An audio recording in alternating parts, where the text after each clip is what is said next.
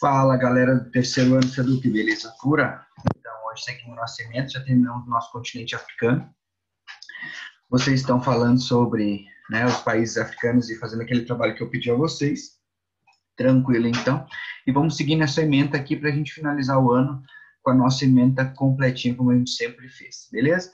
Eu vou dividir a tela aqui e hoje a gente vai começar um novo tema que eu acho que é importante a gente estar comentando no contexto atual, pelo fato de, além de ele estar na nossa ementa, vocês vêm falar todos os dias nas televisões, né, na internet, sejam em outras fontes, né, que são as parcerias políticas e econômicas globais, beleza? A gente vai falar sobre esses temas aqui hoje, e é um pouquinho, né, um tema um pouco longo, né, e eu vou tentar simplificar para vocês, para ficar mais claro para vocês, beleza pura? Vamos aumentar aqui o slide aqui para ficar melhor, né? Então, beleza. Quando a gente fala em parcerias políticas e econômicas, o que vem à cabeça da gente quando a gente vê parcerias políticas e econômicas? Obviamente, blocos econômicos, né? Blocos econômicos mundiais, né? E é aquela questão de que a gente já ouviu falar muitas vezes, né? Que a união faz a força, né? E esse ditado tem muito a ver com os blocos econômicos. Podemos ver o surgimento das organizações internacionais no contexto europeu, principalmente pós-Segunda Guerra Mundial, né, que os países resolveram se unir para que se evitem, né, crises políticas, econômicas, entre outras coisas, né, e também, né, pela a destruição que causou, né, naquela época, né, principalmente na Europa, né, da infraestrutura do continente, né. Com a criação, né, de blocos econômicos, né, nós temos várias vertentes, né. Então, primeiramente, o que são blocos econômicos, né, que são associações realizadas por países em prol do desenvolvimento político, social e econômico, né, de seus membros, né, e essas alianças são feitas principalmente para garantir ajuda mútua e desenvolver a economia de todos os envolvidos. Geralmente, os blocos econômicos são regionais, tá? São de países do mesmo continente, né? Já visto União Europeia, NAFTA, Mercosul, Comunidade Andina, entre outros, né? E, obviamente, assim como tudo na vida, temos vantagens e desvantagens, né? Que a gente vai falar mais para frente, tá? Então, aqui, primeiramente, quando se pensa em criar blocos econômicos, a gente tem que entender que tem quatro principais vertentes, né? Que a primeira delas é a área de livre comércio, né? Que os países pensam em criar blocos econômicos que as pessoas consigam, né, comprar de outros países próximos, né, e tem como objetivo a isenção de tarifas de importação de produtos, facilitando a sua comercialização sem taxas ou impedimentos de países membros, né? Então, os países, as pessoas, né, as empresas, né, podem vender entre os países membros, né? Outro contexto também que é interessante a gente lembrar é a união aduaneira, né? Que além do livre comércio, né, de produtos e pessoas, né, há também uma tarifa externa comum, né, que é, por exemplo, um imposto único entre os países para que se circulem mercadorias e produtos, né?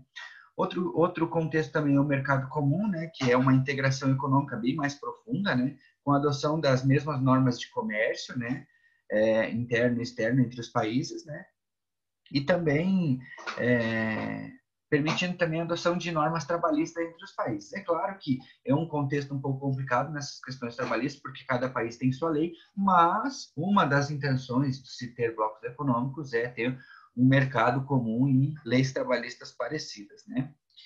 Outra coisa também no mercado comum que em alguns blocos econômicos, né, que os trabalhadores têm livre trânsito de trabalho, então tu pode trabalhar nos países membros de alguns blocos econômicos, beleza?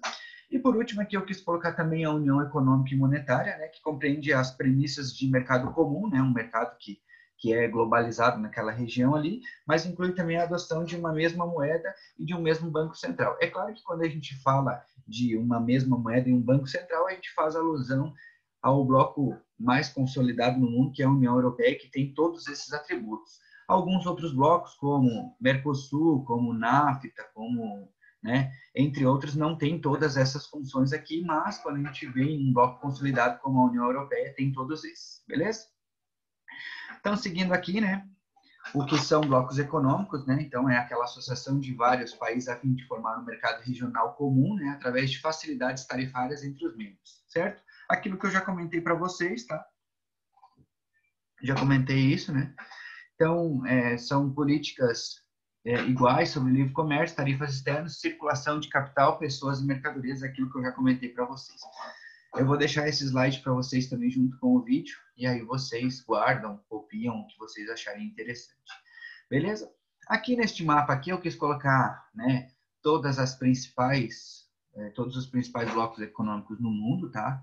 Eu não vou conseguir falar todos eles, porque são muitos, né?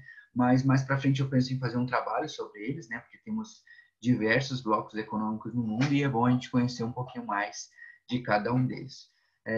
Notem que o Brasil faz parte do Mercosul, né? E temos inúmeros parceiros comerciais, né? Depois eu vou falar um pouquinho mais sobre o Mercosul e entre outras coisas, beleza? Então, seguindo aqui, né? Aqui eu quis trazer para vocês aqui algumas vantagens e desvantagens, como eu já tinha falado lá no início, né? Então, vantagens principais, né? Menor custo dos produtos, como consequência de uma maior produção, né? Porque, querendo ou não, se você tiver um número maior de pessoas, obviamente o consumo vai aumentar, né? E, logicamente, né? A consequência é uma maior produção. Outra coisa, a disseminação de tecnologia entre membros, né? Maior eficiência na produção, comercialização e administração, beleza. Vantagens competitivas por conta da eliminação de tarifas, vai se diminuir a tarifa de importação dos países, né? E aumentando o consumo, né? Que permite maior rapidez no ciclo de produção. E aqui eu cito também, quanto maior o consumo, mais vai gerar o dinheiro, mais vai gerar a economia. Aqui as desvantagens, né? Qualquer empresa que queira participar de um bloco comercial faz concessões comerciais, tranquilo. A perca em partes, né, da soberania nacional, porque a gente nota que nos blocos econômicos dificilmente os países perdem a soberania. Notem os países europeus, né, como a Alemanha é participante da União Europeia e não perdeu em nenhum momento sua soberania nacional e internacional, né? Mas aqui eu quis colocar porque em alguns blocos econômicos alguns países perdem a sua soberania, né? Mas a gente tem que avaliar caso a caso. Enfraquecimento do multinacionalismo perante o regionalismo, né? É claro que como a gente já trabalhou em globalização, as multinacionais elas acabam se colocando em vários lugares do mundo e aí perde-se, né? Se enfraquece um pouco essas questões de multinacionais, né? Mas são questões regionais, né? E a polarização da geopolítica no mundo, né? Nessa luta, as pequenas nações, os países subdesenvolvidos, vão continuar sendo os maiores perdedores. Isso a gente consegue enxergar bem, né? A gente consegue analisar essa situação. Né? Aqui eu quis colocar, né, os principais blocos econômicos mundiais, né? Temos o principal deles, que é o mais falado no contexto atual, que é a União Europeia, né? Que é formada por, se não me falha a memória, 26 países, né? E tem como principal função a livre circulação de pessoas, né? E o desenvolvimento econômico entre os membros, né? A União Europeia, como é um continente de países pequenos, né? Essa união dos países faz consolidar o continente e consolidar esse bloco econômico, né? Então, ela foi criada após a Segunda Guerra Mundial, né? Ela tinha um outro nome, né? Que se chamava CEE, né? Que era um outro nome. Em 1992 foi criada a União Europeia, né? Com um contexto diferente, né? Inclusive, ele tem algumas diferenças de outros blocos econômicos, como uma moeda única, que é o euro, né? E é claro que se tem uma moeda única, que é o euro, mas os países podem ter uma segunda moeda, né? Então, a maioria dos países europeus tem duas moedas, né? A moeda nacional e a moeda do bloco econômico. Então, lá são aceitos dois tipos de moedas. Por exemplo, né? Na Inglaterra, né? Que até está tentando sair da União Europeia, tem as libras esterlinas e você pode comprar com euro, certo? Outro bloco importante aqui é o Mercosul, né, que é o que a gente faz parte, né, que é formado por Brasil, Paraguai,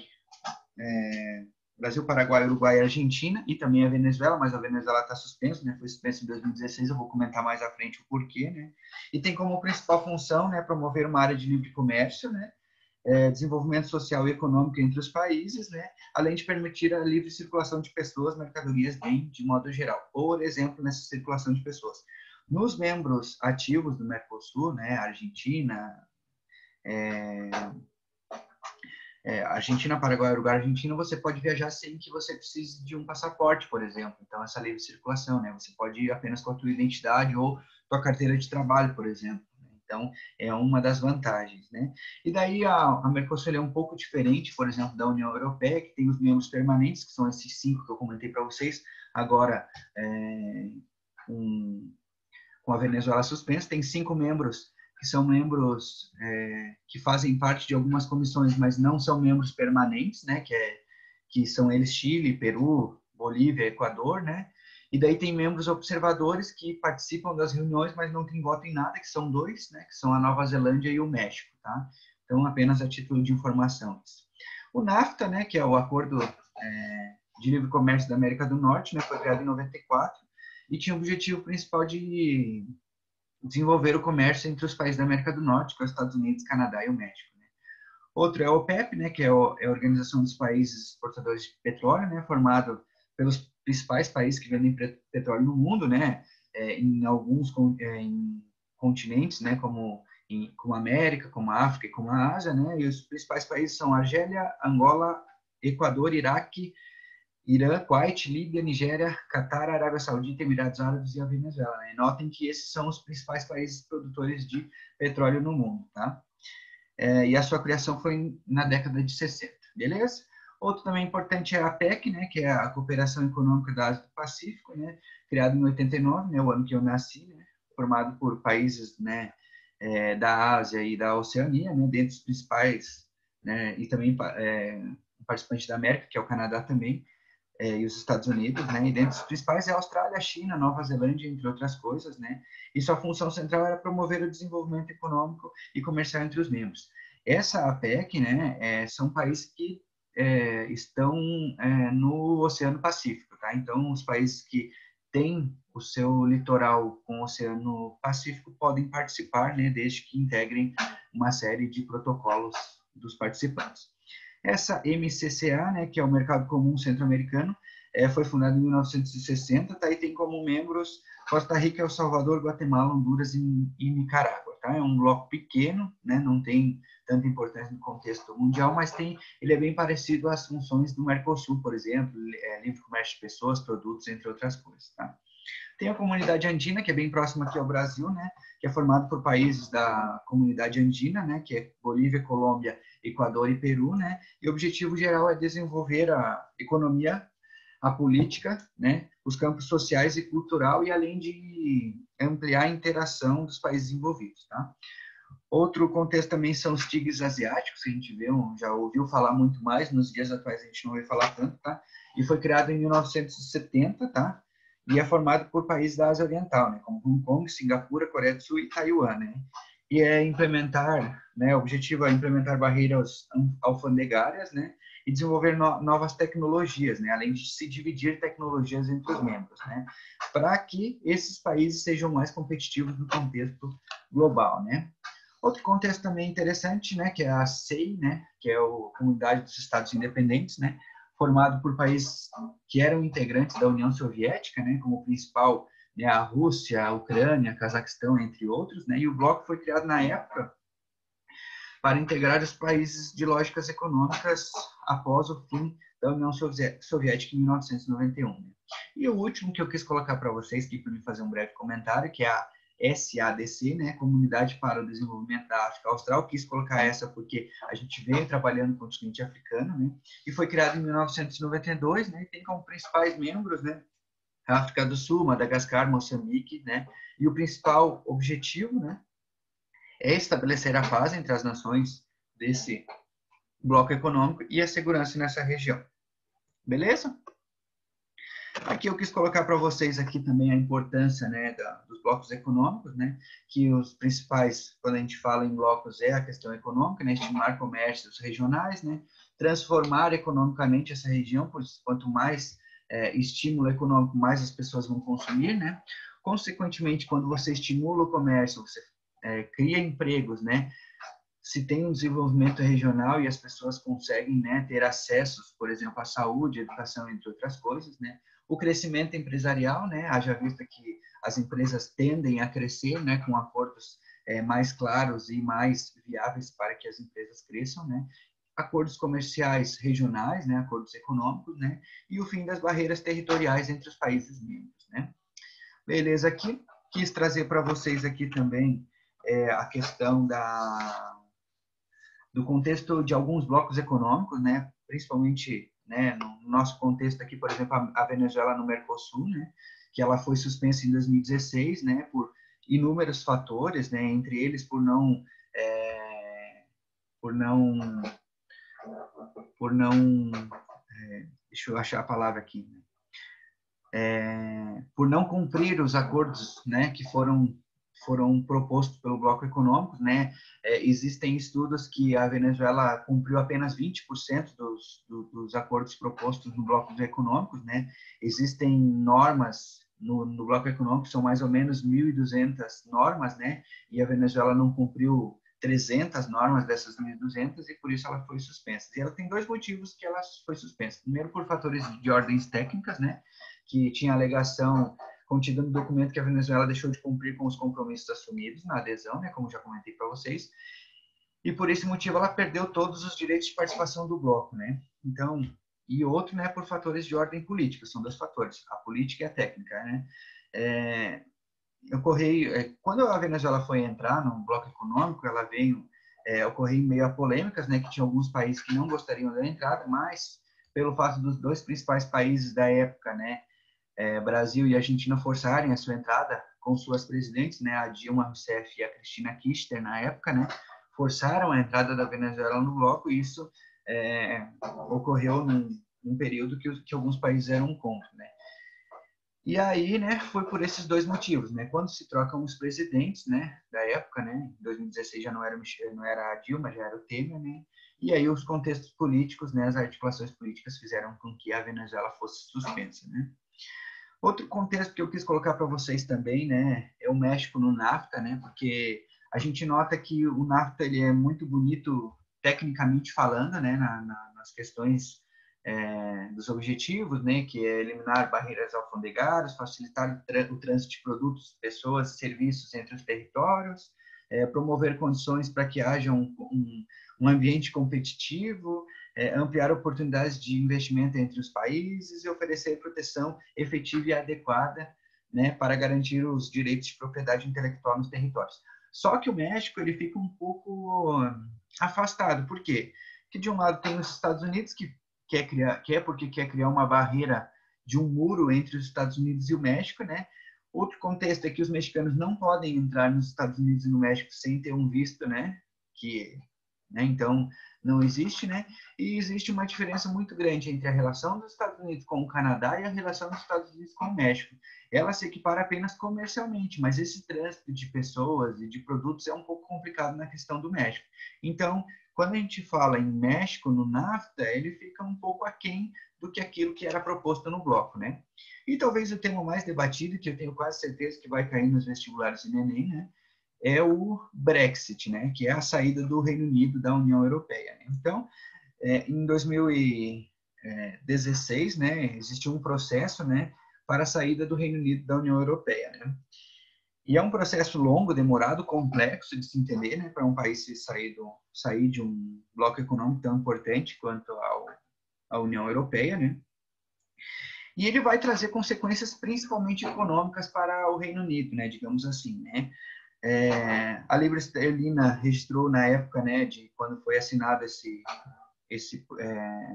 foi feito um referendo, né, quando a maioria da população decidiu que gostaria que o Reino Unido saísse, né.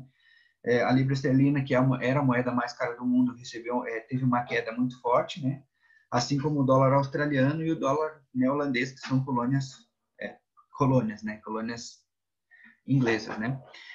E a bolsa e o mercado imobiliário sofreram forte queda, né? São consequências de uma saída de um bloco tão consolidado, né? Várias empresas já mudaram suas sedes para países como França e Holanda, então empresas acabaram saindo, né? E consequências econômicas da saída do Reino Unido do Brexit, né?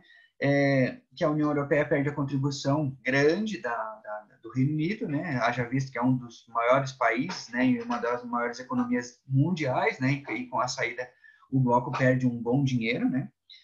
A União Europeia também terá que renegociar todos os tratados comerciais com o Reino Unido, né? Isso leva tempo, isso dá muito trabalho e no mundo globalizado que a gente vive hoje, a gente não tem tempo, né? Os países não têm tempo, né? Essas relações internacionais são intensas, né? Também existe um medo, né, que o Brexit, né, vá para outros países e outros países tentem a saída do bloco, né. E a preocupação também com a Irlanda do Norte, né, que é um dos países, né, que faz parte da União Europeia, mas tem fronteiras com o Reino Unido, né? Então, nessa questão do Brexit, né, os principais são isso, né? É claro que, para se entender o Brexit é uma questão muito complexa, a gente tem que entender por vários pontos, né? A gente tem que entender que o povo inglês é um povo, né, diferente dos demais, né, e que gostariam de um controle maior na União Europeia, né? Ter digamos assim, um papel maior na União Europeia, coisa que não tem no contexto atual, né? Se vocês tiverem interesse, tem um filme chamado Brexit, que ele contextualiza como que funcionou, como que foram os movimentos, como que foi usada a internet para convencer a população, como que foi usada as minorias para que essas pessoas votassem a favor da saída no referendo. E se vocês quiserem, eu tenho um texto também que eu posso estar mandando para vocês sobre esse contexto. Eu quis trazer o mais simples possível, porque senão a nossa aula ia ficar muito longa. Beleza? Aqui quis trazer também, pessoal, um negócio interessante para vocês, que são as parcerias econômicas do Brasil. Beleza? Quando a gente fala em parcerias econômicas, é aquilo que o Brasil faz de acordos comerciais internacionais, são as importações e as exportações, tá?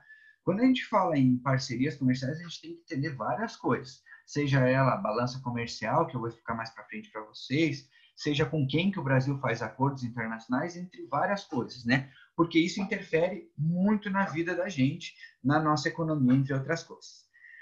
Certo? Quando a gente fala em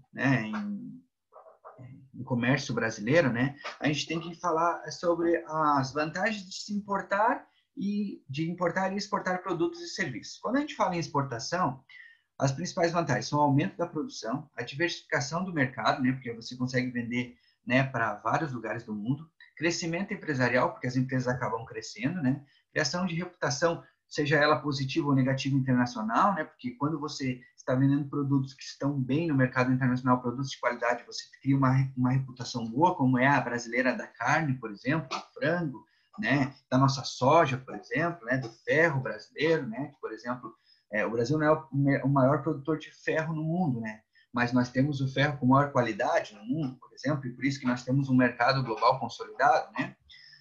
Acesso a incentivos fiscais, né? Porque daí as empresas acabam crescendo e precisam desses incentivos fiscais, né? Para as empresas crescerem, né? A modernização do negócio, principalmente dos processos, né? Para se produzir qualquer que seja o produto, seja agrícola ou seja industrializado, né? Incentiva a melhorias internas e qualidade dos produtos, né? Óbvio, né? Aqui, quando a gente fala em importação, quando a gente traz produtos de fora, né? São os preços atrativos, é o principal motivo, né? Para produtos de maior produção no exterior, né? A gente acaba trazendo pelo fato de que são mais baratos, né? Acesso a produtos e serviços diferenciados, a produtos que, como a gente fala, né? A gente vive um mundo globalizado, né? E a gente, importando produtos, a gente tem acesso de produtos que estão no mundo todo. Um diferencial competitivo perante a concorrência e o tempo de importação em comparação à fabricação nacional, óbvio, né? Porque vai ser um tempo mais curto, né? Então, como já comentei para vocês, né? As importações e as exportações, elas afetam a economia brasileira, então, afetam muito na nossa economia, né? Porque elas que fazem a questão econômica andar em um país, né? E tem um papel fundamental no nosso país, né? E quando a gente analisa os parceiros comerciais brasileiros, né? Os países que temos maior vendas e compras no mundo, né? A gente consegue enxergar um mercado promissor para exportação, né? Além de ter a oportunidade de encontrar produtos no exterior para importar. Né? Essa oportunidade, né? Ela é muito interessante, né? Porque a gente consegue expandir as relações comerciais entre os países, né? E temos as vantagens e desvantagens que eu comentei para vocês. Aqui eu quis trazer os 10 maiores parceiros comerciais do Brasil, né? E o principal parceiro comercial do Brasil, historicamente, né, nos últimos anos, é a China. Independente do que as pessoas comentem, a China é o nosso principal parceiro comercial, tanto em importação quanto exportação. Então, ela é o que mais compra e o que mais vende para o Brasil. Então, ela compra muito do Brasil e a gente vende muito para eles, né? Independente do modelo, o sistema político que eles vivem, eles são o nosso principal parceiro comercial e a tendência deveria ser a gente consolidar ainda mais, né, esse parceiro comercial, mas o nosso governo atual parece que não tem muito interesse em consolidar esse parceiro, né? Então, como já comentei, né, ela é segunda economia no mundo, alguns consideram a maior, né, mas, né, ela é a segunda maior economia no mundo, perdendo apenas para os Estados Unidos, né, e ela é conhecida pelo seu constante desenvolvimento, com foto de atingir o primeiro lugar como maior economia global, né? Beleza? Né? Então, a China, segundo lugar, os Estados Unidos, que é um tema muito debatido no contexto atual, né? Que a gente deveria ter mais parcerias com os Estados Unidos, entre outras coisas, né?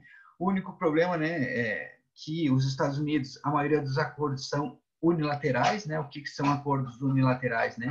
Em que os Estados Unidos ganham muito mais do que perdem, né? Então, tem que ter um pouco de cuidado quando se faz acordos com os Estados Unidos, né? A balança comercial, que é a diferença entre as exportações e as importações, com os Estados Unidos não fecham em números tão grandes quanto uma parte da população, né, solicita em fazer ainda mais parcerias com os Estados Unidos, né? Eu vou mostrar mais para frente a questão da balança comercial entre China e Brasil e China e Estados Unidos, né? E outros parceiros aqui, né? Holanda, que é um país que compra muito do Brasil, né? Outro parceiro comercial brasileiro muito importante, que é um parceiro regional, é a Argentina também, né? Existe uma questão política, né, sobre os governos chineses e argentinos, que o nosso presidente comenta que são comunistas, que são de esquerda, entre outras coisas, mas nas questões comerciais pouco importa se o país é de esquerda, de direita, se é de centro, se é de qualquer coisa. O importante é os países comprarem do Brasil, né? Terem relações comerciais sadias com o Brasil, não importa se a China é comunista ou se a Argentina tem um presidente de esquerda, isso não importa. O que importa é que esses países façam negócios com o Brasil e principalmente comprem do Brasil, né?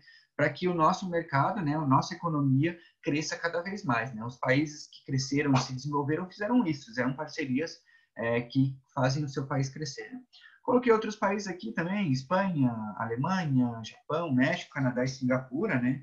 Alguns deles que a gente pode, né, comentar aqui, a Alemanha, né, que eu acho que é um parceiro importante, principalmente no comércio de peças de veículos, né, de veículos também, medicamentos e meios de transportes aéreos, né, entre outras coisas, né. Outro é o Japão também, né, são parcerias de diversos produtos, né, e tem relações comerciais históricas muito boas com o Japão, né. Outro país também que entra aqui é o México, que eu acho, né, que temos um acordo de livre comércio entre os países, né, muitos países importados principalmente de produtos como sapatos, como peças de carro, entre outras coisas, vem do México, né, um mercado que também está em ascensão, um país que está se desenvolvendo, né.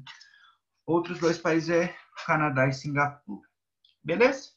Seguindo aqui, né, vamos comentar um pouquinho aqui sobre, né, os principais produtos exportados para o Brasil. Já comentei, né, a soja, óleos brutos, minério de ferro, que eu já comentei para vocês, carne, né, que eu já comentei para vocês, comércio de aves, seja ela, né, frangos, entre outras coisas, açúcar, o Brasil também, né, celulose, farelo de soja, entre outras coisas, né. E os principais produtos importados pelo Brasil, né, são plataformas, embarcações, né, estruturas flutuantes. Nós não temos um mercado interno que faça esse tipo de produtos, né. Adubos e fertilizantes, óleos combustíveis, né, de petróleo, né, como combustível, né, como a gasolina, né, o Brasil tem que acabar importando, né. Equipamentos de telecomunicações, né, esses produtos. Notem que, por exemplo, a 5G, né, o Brasil vai ter que importar da China ou dos Estados Unidos ou de países europeus essa tecnologia e também os produtos, né, que consolidam a 5G, né. Medicamentos também e outros produtos farmacêuticos. O Brasil não tem indústrias que consigam fabricar todos os produtos que a gente precisa, né. E acessórios de veículos automotivos que eu já comentei para vocês. Seguindo aqui, né, quis trazer também as questões entre Brasil e Estados Unidos. Óbvio que eu não vou ler para vocês aqui, né? Eu quero apenas que vocês entendam aqui alguns números aqui, né? Por exemplo, o Brasil exportou praticamente o dobro em 2019 para a China, né? Em comparação com os Estados Unidos, né? Notem os números aqui, né? Que vale lembrar também outra coisa, que China e Estados Unidos são os maiores parceiros brasileiros, né? Passaram por um período conturbado, né, no ano de 2019, né, de implantação de tarifas exorbitantes, que isso provocou um acirramento comercial entre os países, né. Quando a China suspendeu importações de produtos agrícolas dos Estados Unidos, por esse motivo o Brasil atuou como seu principal parceiro comercial, né. Isso é muito importante, né. E por esse o que potencializou a exportação de grãos, né, grãos de qualidade do Brasil, né? Além disso, primeiro semestre de 2019, a China sofreu impactos, né, com a gripe suína provinda da África, né, e novamente o Brasil atuou como principal exportador de carne para o país nesse período, né? Notem a importância do parceiro, né, a China, no contexto brasileiro, né? Imaginem só, após essa pandemia, se por acaso a China quiser criar sanções contra os produtos brasileiros, né? Imagine a economia brasileira que já está fragilizada pela pandemia, imagine se tiver sanções, né? E a China resolver não comprar do Brasil, imagina o pandemônio que não vamos entrar, né? E aqui alguns números também, né, dos Estados Unidos, né? Como já comentei para vocês, a China compra compra muito mais do Brasil do que os Estados Unidos, né?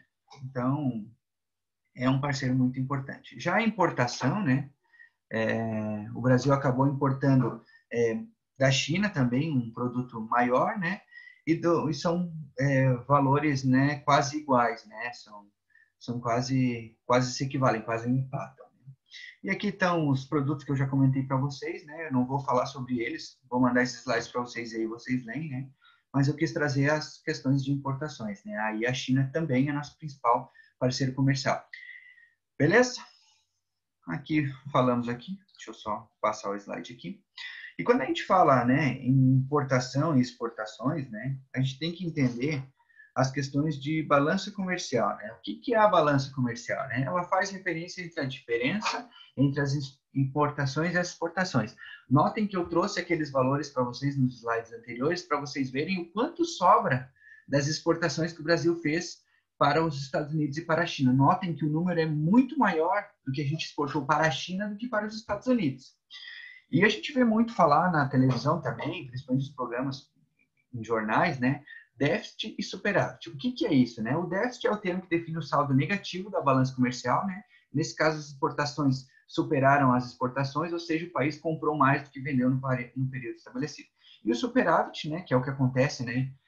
Quando você tem um saldo positivo da balança comercial, quando você exporta mais e importa menos, que é o caso do Brasil em relação com a China, certo? Deixa eu só fechar esse. Entrou um. Deixa eu só fechar esse aqui. Fechei. Beleza? Então, o superávit é isso, certo? Entenderam? Quando a gente fala em balança comercial e déficit, ele faz essa questão aqui, ó. Aqui, ó, o Brasil exportou 62 trilhões, né, para a China e para os Estados Unidos 29 trilhões, né? É isso, trilhões, é isso mesmo. É isso aí. E já importou 35 trilhões, né, da China e dos Estados Unidos 30. Então, notem que os Estados Unidos e o Brasil quase empatou, né? O déficit ficou negativo, né? Então, ficamos em déficit com os Estados Unidos no ano passado e já com a China a gente teve um superávit, né? Então, eu quis trazer isso para vocês verem a importância da parceria comercial entre Brasil e China. Não quero que vocês queiram que eu estou falando para vocês que acham que o comunismo é bom ou que não sei o que, não. Não estou falando de comunismo e capitalismo, estou falando de parcerias comerciais. Independente do que você acha sobre capitalismo, comunismo, socialismo, anarquismo, o que você quiser achar, por mim, tranquilo. Eu estou falando entre relações comerciais. Eu não quero que vocês que fiquem a imagem de que porque o professor está defendendo a China porque ela é comunista. Você quer... Não. Eu não estou falando em comunismo, eu não quero saber se a China é comunista, né? Eu quero saber se o Brasil tem um mercado internacional consolidado e quem são os principais parceiros comerciais do Brasil. É isso que eu quero que vocês entendam e que a partir disso que eu estou falando para vocês, vocês olhem de outra forma para esses parceiros comerciais e saiam daquele senso comum, daquelas questões de parcerias comerciais em que só alguns países ganham, como no caso dos Estados Unidos. Notem que as parcerias não foram tão importantes para o mercado brasileiro como a da China, por exemplo. Certo? Ficou claro? E aqui no final deixei uma tarefinha para vocês, 4 perguntas simples para vocês fazerem no caderno e no futuro próximo eu vou cobrar isso de vocês. Tranquilinho, galerinha? Então, acho que me alonguei muito na aula de hoje, mas seguindo a nossa emenda, eu precisava trazer esta aula para vocês. Então, deixo o meu abraço, espero que o trabalho de vocês estejam em dia. Se tiverem dúvidas, estou à disposição. Então, fica meu abraço e até mais. Tchau, tchau.